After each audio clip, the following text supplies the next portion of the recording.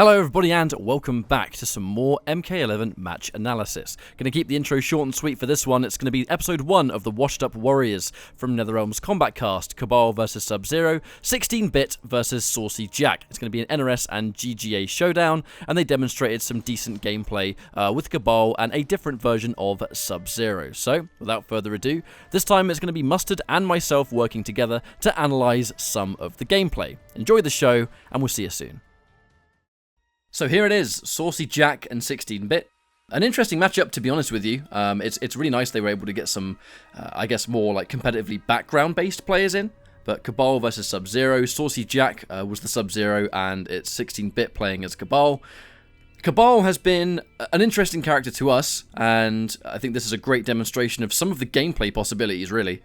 I'm just happy to see Kabal being played, honestly. We've seen quite a lot of footage on the other characters already, and Kabal being, at this time, was very much like the new one, right? The whole point of the Kombat Cast was to show him off. But one thing here is we're seeing a lot of those ability moves that we've seen in, some of the reveal videos and contents and stuff, but we're seeing them used in different ways here. The big one is we're seeing SaucyJack go for, like, the Icicle Barrage, like we see it right there. He uses that on block, which is something we didn't consider to do at the reveal, and the chip damage it does is actually crazy. I think one of the reasons is the startup on it. It appears pretty slow. Just look at that right there. That was like a 10% chip. That had to be like 10% chip. Yeah, but the startup, I think, made us not really test it that way. And the reason SaucyJack is going for those slides is because he did mention, and this was, again, something we didn't know at the time, was that if Sub-Zero does 3 slides, the third one will Crushing Blow. So the third hit doing massively increased damage, kind of giving Sub-Zero another way to maximize his damage. I kind of feel like that actually goes hand in hand with his 1, 2, 4, that 3-hit string that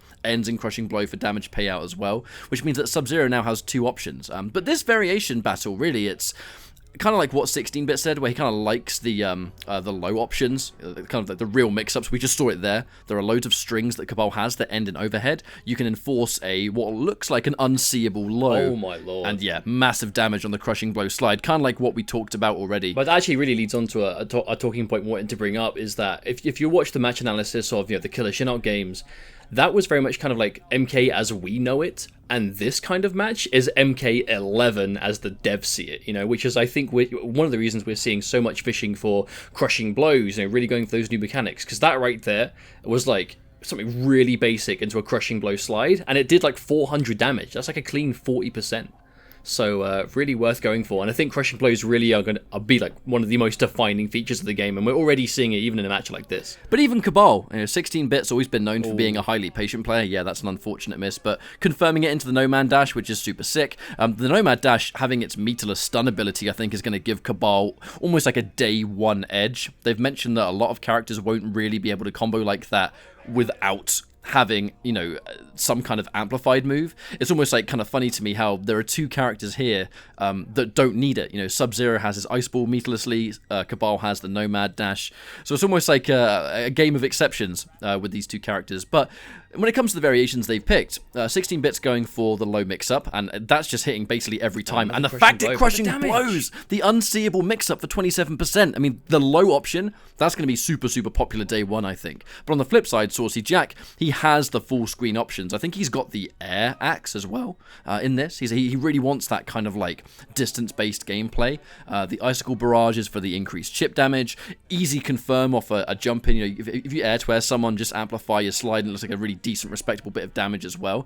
We didn't really see SaucyJack go for many mixes, but he does hit confirm that forward 3, which is such a dangerous tool. I respect the mix-up attempt. No, but he actually does that a lot. I wonder if it's legit. Obviously, you see the breakaway there at the end. Even though this one's coming down super low, we're seeing SaucyJack. He'll get so many opportunities where he'll go for like a standing freeze, but he'll go for like a jumping punch and then try and enforce a mix-up straight off the jumping punch, as opposed to normally we'll see people go for like, a standing string or a single normal. But seeing a jumping punch be used to reset a mix-up kind of reminds me of characters like Killer Frost and Injustice 1 that would do that. They'd freeze you, go for a neutral jump normal or jump in normal, and that would be their best option for plus frames, as opposed to standing normals. And I wonder if there's going to be elements of that to a character like Sub-Zero. Yeah, I think with Sub-Zero, you kind of take into account what his combo options were. Unlike the Killer Shinout and Vedra match, he didn't have the lift. And this Sub-Zero doesn't have the lift equipped, so the only way to combo mid-screen would be the back 2, which A, is tight, and B, if you've already used, your slide Crushing Blows have already been used up, and if I think it is the 1, 2, 4 string that Crushing Blows as well. If they're gone,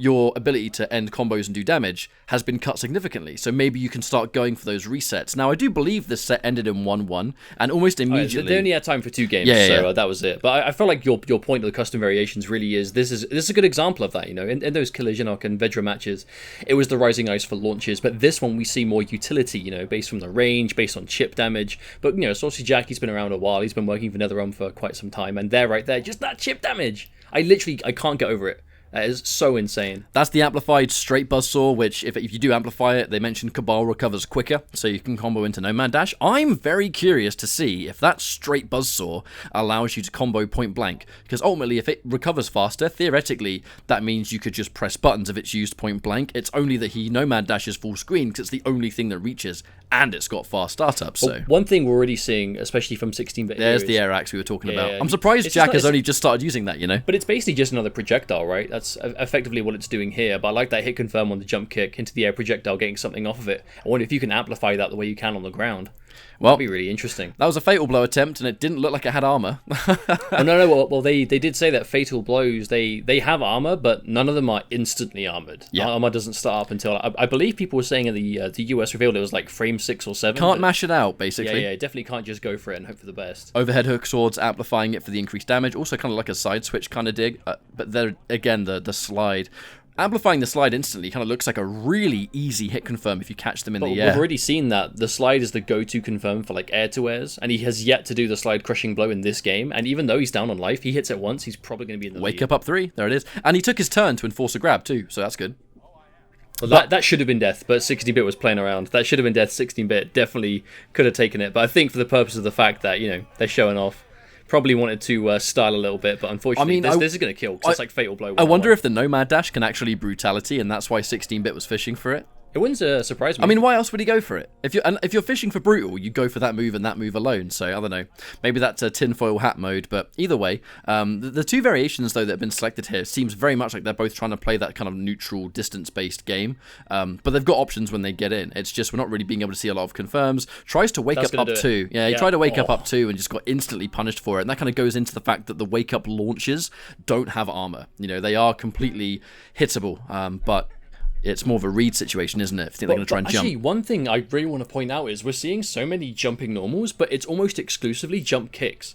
I wonder if that really is the go-to air-to-air choice in this game, because normally it's jump punches so you can get something on the ground, but we're seeing jump kicks more than like everything else. I think we're yet to even see a jumping punch. I wonder if it's because the jumping punches are so different to the way they are. And he's dead, by the way, yeah, for sure. No, he's not. Oh, he survived, didn't he? He literally survives by like, the skin of his teeth. Like this last hit that looks like it should do loads right here. Look. That looks like it should do loads, does nothing, and he's left with like less than 1%.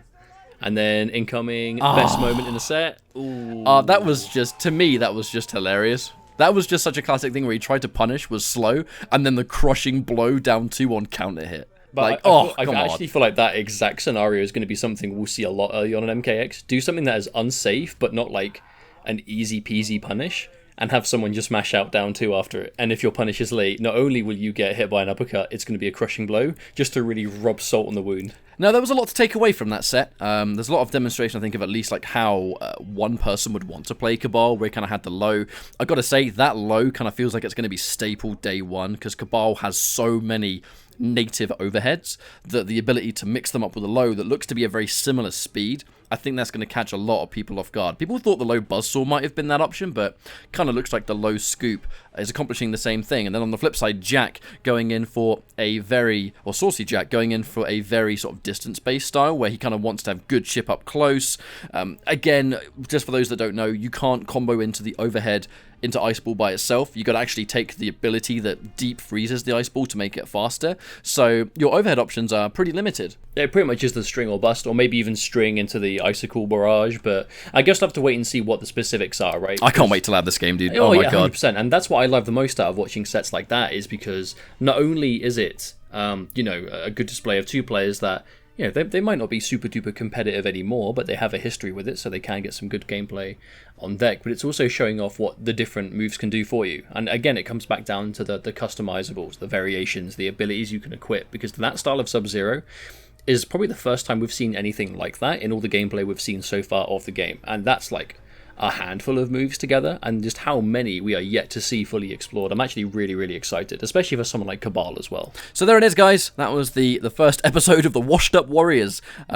GG's to those dudes, and thanks for giving us a demonstration. The Kombat Cast was a lot of fun, and we enjoyed seeing Kabal for the first time. And this was another one of our match analysis videos, so by all means let us know what you think. A little bit different because there's 2 of us here this time rather than just one, so the microphone might be a little bit different, but all things said and done, thank you for watching, and we'll see you next time.